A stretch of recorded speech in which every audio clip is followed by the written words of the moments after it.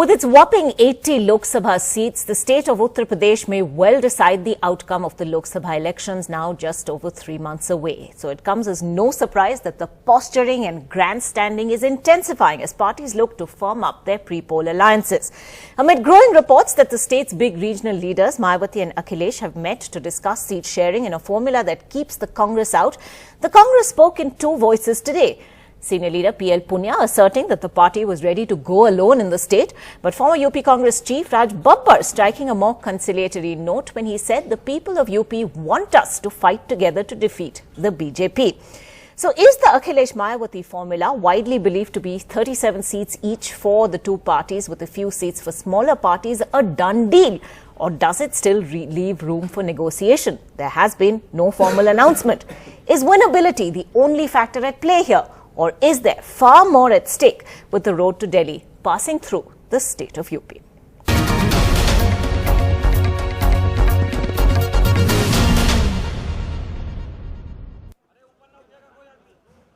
Less than 24 hours after news that Akhilesh Yadav and Mayawati would not include the Congress in the grand coalition for the 2019 Lok Sabha polls against the BJP in Uttar Pradesh, mixed signals from the Congress. First a counter-attack and then some diplomacy. हमने तो कभी भी नहीं कहा कि हम शामिल होना चाहते हैं, कोई उनसे कोई वार्ता की हो, उनसे कोई वार्ता ही नहीं हुई। जनता का जो मानना है वो ये है कि हम सब लोग एक मत हों, एकजुट हों, और लीडरशिप भी चाहती है कि सब एक मत हों, एकजुट। और हमें वहां से ना कोई आदेश मिला है, ना कोई निर्देश मिला है। Sources say both Akhilesh and Mayawati have been very upset with the Congress in the last few months. Akhilesh Yadav had last week indicated at payback when his party's only MLA in MP was not made a minister in Kamal Nath's government. Mayawati, after ruling out a pre-poll alliance with the Congress for Chhattisgarh, MP and Rajasthan, had reluctantly extended support to keep the BJP out of power in Madhya Pradesh, where the Congress fell a whisker short of majority. Earlier this week, she said she would reconsider her support if cases against scheduled castes during last April's All India strike are not withdrawn. On Uttar Pradesh, sources in both the Bahujan Samaj Party and the Samajwadi Party say that seat sharing talks are in the final stage and that both parties are likely to contest an equal number of seats in UP. Sources also say that Ajit Singh's Rashtriya Lok Dal and Eastern UP's Nishat Party will be part of the coalition. Sources say an effort is on to woo BJP's ally, the SBSP. Its chief, Om Prakash Rajbhar, is a UP cabinet minister. Mayawati and Akhilesh are unwilling to concede ground to the Congress in UP. The Congress does not have a pan-UP winnability factor, say SP-BSP sources. Akhilesh Yadav and Mayawati say all they are willing to give to the Congress are its bastion seats of Amethi and Raebareli. Congress को इस मतलब क्यों दूरी बनाई जा रही है? क्या वजह है कि कांग्रेस कल्पना क्यों कर रहे हो? ये काल्पनिक बातें क्यों कह रहे हो? The BJP and its allies had won 73 out of the 80 Lok Sabha seats in the 2014 general elections in UP. But the party lost 3 crucial Lok Sabha by-polls, including the prestigious Gorakhpur seat, to Akhilesh Yadav and Mayawati last year.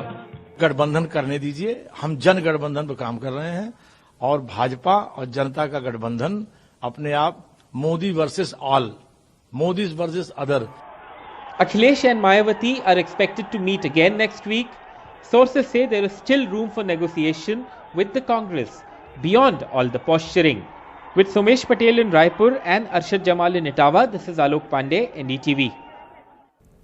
Well, let me introduce you to our panelists tonight. We're joined here in the Delhi studio by Deshrata Nigam, political analyst and lawyer. Aarti Jerat, senior journalist, is with us this evening. Mohammad Khan, spokesperson of the Congress, is with us. We're also being joined by Shivam Vij, contributing editor of the print. We'll go to him in a moment. Aarti, let me begin with you. No place for the Congress in UP's Grand Alliance. Is this just the beginning of the dance of democracy, as it were, in Uttar Pradesh, or are we likely to see more twists and turns, or is the Congress really not a factor in UP? Well, you know, I would say nothing is final till it's final. Right. So, you know, the fact that there's been no formal announcement suggests that, who knows, there could be some more backroom negotiations. But frankly, if you look at UP and if you look at the arithmetic of the last few elections in UP, the Congress vote share has been steadily declining. In 2017, the Congress finished with just 6% of the vote share. So, I mean, is the Congress really a factor in UP? You know, I mean, honestly, it's with 7 MLAs in the UP Assembly, a 6% vote share. I don't think the Congress really matters very much. What really matters is that the SP and BSP should have an alliance that works on the ground. In 2017, although the BJP won that whopping 325 seats with a vote share of about 39.6%, the combined vote share of the SP and BSP was 4% more than the BJP's vote share. So that means that on the ground they have their core voters, they have their core strengths. Now the question is to stitch it together into an alliance that actually works, where each party can transfer votes to the other. That, I think, is really the key to what happens in UP in 2019. Mohammad Khan, Aarti Jarat seems to be writing off the Congress, as it were, as a factor in UP. Would you agree with that assessment, that it really is about the regional parties now? I wouldn't agree with that at all, because the obituary of the Congress has been written several times before by several stalwarts, and they have one thing in common: they've always been wrong. Look, I'll tell you one thing. Why are we seeing, okay, one more question. Why are we seeing the Congress speak in two voices today? We heard from Mr. Punia, a senior leader of the party. I saw both this. Saying, you know, we've decided we're going on our own. That seemed like a very categorical statement to make. Minutes later, we heard Raj Babbar say, no, but the people want us to fight together. What is the message the Congress party is sending out there? So there is no contradiction between the two messages. And this is something we've said, Ankita ji, for over a year now. We are, of course, very hopeful that we must all fight together, and we have always been willing to set aside our personal political ambitions for the greater good. But having said that, what Punia Sahab said is also absolutely correct. Congress saksham hai chunav ladne ke liye. And before you write us off, may I remind you that in 2009, when we fought against all of these parties, we won 21 seats on our own steam. And may I also add, Ankita ji, that this is not the Congress of 2014. This is Rahul ji's Congress. This is Congress 2.0. It is a resurgent force. It is confident. Given that it's resurgent and Congress 2.0, that you were writing us off in Madhya Pradesh and Chhattisgarh because we didn't ally with these people. Precisely. And you know, yet given the results you've had in Madhya Pradesh, Rajasthan and Chhattisgarh, don't you think it's a bit humiliating, given these reports, if they are to be borne out, no final announcement, of course, and we have to keep making that caveat. But the fact that the SP and the BSP is willing to cede ground only on Rai Bareli and Amethi, the two bastions, out of deference, but nothing else for the party? We've always maintained on your channel and every others that there is no compulsion in coalition politics. You must come together if you feel that there is a value proposition. We've always felt that there is a value proposition. We've always believed that we all stand on the same side of the ideological fence. But unfortunately, the SP and the BSP believe, and right now this is still very much up in the air, if they believe that they're better off going alone, then more power to them. But I promise you this, they and everyone else right now is severely underestimating the force that is the Congress. And remember, so the Congress this says is a more Lok power to Sabha them. election. This is a Lok Sabha election. The fight will be between the BJP and the Congress. That's something that the Mahagathbandhan is not factoring into their calculations. All right, the fight will be between the BJP and the Congress. Do you think the BJP is going to see these developments, if indeed they pan out as we're reporting them now? Is this good news for the BJP? I think this is the first step. I won't say they have won the battle, but BJP not doing anything has won the first step. Others have taken the step. BJP has not taken any step as of now in UP. And that's a positive step for the BJP and their allies in UP. Secondly, why this decision was taken by the two. If you look at the earlier elections, the Lok Sabha elections, the SP suffered because of the alliance with the Congress. That's one thing they probably kept in mind, and BSP also kept in mind. It is a known fact in the elections that whenever the Congress goes with the regional parties, the regional party that suffers and the Congress grows at their expense. And secondly also, Amethi and Rai Bareli has been given. I'll stick my neck out. I think the two candidates who contest from there will be contesting from other places as well, if not only from one place, from somewhere else. All right, be that as it may, but you know, let's talk about the point Deshatan Nigam raises about the Samajwadi Party actually probably really regretting the fact that it did ally with the Congress in the assembly elections. What went so badly wrong, Aarti? Well, I think, you know, the Congress and SP have been traditional rivals in UP. and for a long time actually.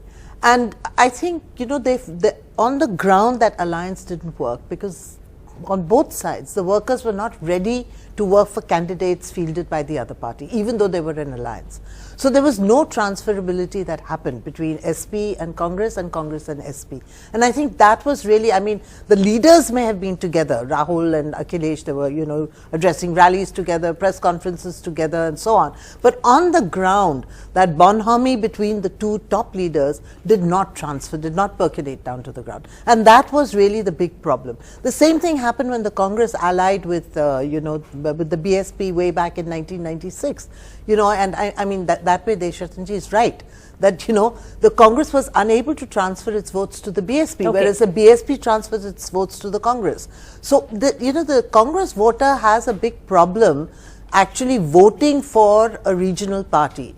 And, you know, I think that's what, you know, hampers an alliance with the Congress. So, Mohammad Khan, would you say there is the weight of these failed experiments then that, you know, makes any kind of alliance just that much more difficult? Well, I wouldn't call them failed experiments. Politics is ever changing, it's dynamic. Literally, if it stayed the same, then it would be very easy to predict the outcomes. One thing we've seen over the last 4 years is we're looking at a completely revised set of expectations from the electorate, right? And of course, the Congress has tried to adapt. It has succeeded in far more places with these experiments, as you call them, and it has come out stronger. And I genuinely believe that the Sapa and the Baspa would enormously benefit if there was Congress at the center, because the Congress is going to be the natural coalition building party across the country. While the Sapa and Baspa are confined to the state of Uttar Pradesh and do very, very well, the truth is the Congress is the only party which has successfully run 2 coalition governments back to back without alliance partners leaving. It is a natural cohesive force. But having said that, again and again I tell you, don't underestimate the Congress. हम सक्षम हैं चुनाव लड़ने के लिए. Right. So हम as you keep saying, but मैं बार-बार बता रहा हूँ. This is Rahul ji's Mohammad Congress. Khan one question. Yes, go ahead. You know, I mean, tell me, Mohammad Khan, would you be happy to have an alliance with the SP and BSP in which you get some 6, not 2 seats, but maybe some 6 or 8 seats? I don't think that they would concede more than that for you. So a national party which at one point of time dominated UP politics, would you be happy to contest just 6 or 8 seats? Actually, ma'am, I think that would be really humiliating for the Congress. Ma'am, that question has sort of been asked and answered, and I'll tell you why. Because you remember last year in the 2017 elections, they gave us 104 seats. They gave us a fraction, 25% of the seats, and we agreed. Because we believe that that was serving a larger objective, that we have to defeat the BJP and its particularly poisonous brand of politics that is destroying this country. We would have, I mean, I'm still saying that the negotiations are on and the senior leaders are in talks. This is a call that the senior leadership will take. But having said that, again I'm telling you, but having said that, we underestimate the Congress at your own peril. Okay, be that as it may, having said that, before that, okay, go ahead. You know, what he calls poison for BJP is an elixir for him in Madhya Pradesh, you know. In other places, when hopping is done from temple to temple and you trace the path, so somebody's poison is somebody's elixir. No, but let's talk about how the SP-BSP alliance has played out previously. Let's talk about the instance of the Lok Sabha by-polls when the BJP was defeated on 3 seats. If those by-election results are anything to go by, things could get quite challenging for the BJP. No, it is certainly, there's no doubt there is a challenge for BJP, but at the same time there will be other alliances, you know, among scheduled castes. There are more, you know, Mahadalits and all, and which can align with BJP, which are still a part of BJP in many places, and they're most backwards among the backwards are also with BJP. So those permutation combinations are yet to come, and the first step has been taken by the others. And let us see how the things unfold for BJP. BJP is not a party which will just sit down and take it back. Okay. And it's a party which is very proactive. I can see both of you have rebuttals to that. And so very proactive, Aarti, I'm going to let you come in on that. A party with a cadre force at the ground level, which is connected to the roots. You know, this challenge is not unsurmountable. Not an well, unsurmountable you know, there's sort of 2 yes. problems the BJP is facing. Firstly, on this question of alliances, they've already got 2 disgruntled allies who are threatening to. All right, well, 2 though have, you know, are very public about it, Apna Dal and the Raj Babbar party. You know, they're both already threatening to leave the BJP. And in fact, Raj Babbar, I think the SP-BSP have, you know, made allowances for the fact that Raj Babbar may join that alliance. So they're talking about leaving 2 seats for them. Yes. So, I mean, the BJP is facing a lot of ally trouble in UP. Secondly, you know, on the ground, there is a lot of disgruntlement in UP against the way the state has been run. Ankita, and I think Deshatan Nigam would really be, it would be unwise for him to ignore the signals from the ground. I mean, look at it. The stray cattle issue has become such a big bugbear for farmers. There have been 3 big protests in UP over the way stray cattle are being allowed to roam free, and they're eating up crops, they're destroying crops. Nobody dares to touch a cow in UP, even to transport the cow to a Gaushala for protection, because they're so scared that they will be beaten up by cow vigilantes or by the police. So, it's a big problem. Right. And what does the Yogi government do? They've imposed a cow cess on farmers. So farmers are being hit on one hand because their crop are being destroyed. On the other hand, they're going to have to pay a cess now. Okay. So I mean, there's a lot of anger that is building Let me just bring in Shivam Vij, who's joining us a little late because of technical reasons. Shivam, are we really seeing the beginnings of the whole sort of alliance dance in Uttar Pradesh here? Or, what are we to make of these reports that Akhilesh and Mayawati seem to have sort of pretty much almost finalized their seat-sharing alliance, and that has no space for the Congress?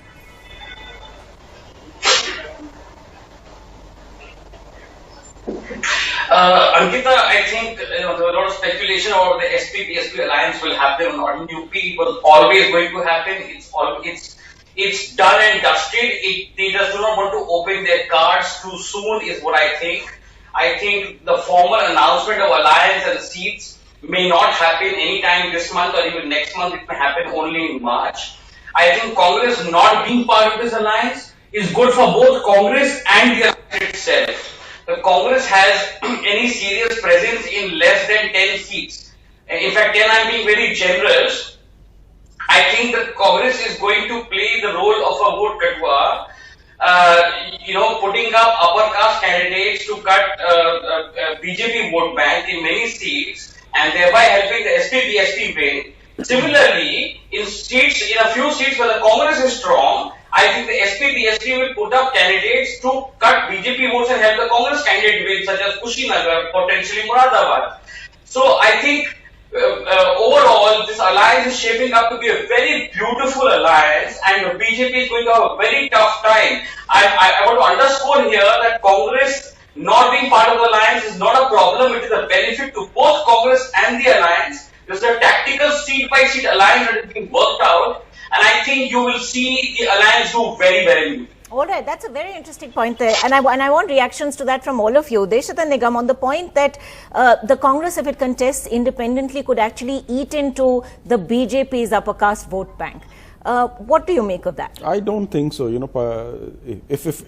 you look at the caste equations in UP, by and large, I think BJP's vote share has always remained constant. Nobody has been able to. It just remains. At the lowest side, it is about 31 to 33%. Highest, I think you said about 39.6 in the last time. It never goes below that. So that logic does not work. Actually, the BJP's vote share in UP has been very low till 2014. It's in 2014 that the BJP's vote share suddenly shot up. And between 2014 and 2017, the BJP's vote share actually fell by 4%. and as of today, it's going to fall further, because there are groups that had joined with the BJP in 2014 and 2017, which are today feeling very disgruntled. There's almost like a caste divide in UP now, Ankita, and it's a very seriously polarized state on caste lines.